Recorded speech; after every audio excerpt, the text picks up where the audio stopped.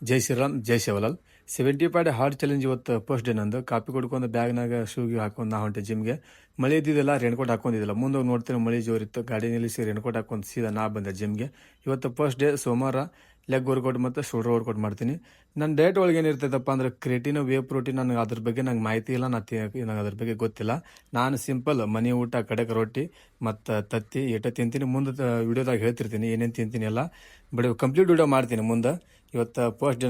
ನನ್ನ ಕಂಡೀಷನ್ ನೋಡ್ರಿ ಇವತ್ತು ವೇಟ್ ಚೆಕ್ ಮಾಡ್ಕೊಂಡು ಮುಗೀತು ಸಾಯಂಕಾಲ ನಾನು ಗ್ರೌಂಡಿಗೆ 6 ರೌಂಡ್ ದಿನ 6 ರೌಂಡ್ ಕಂಪ್ಲೀಟ್ ಮಾಡಬೇಕು ಅದು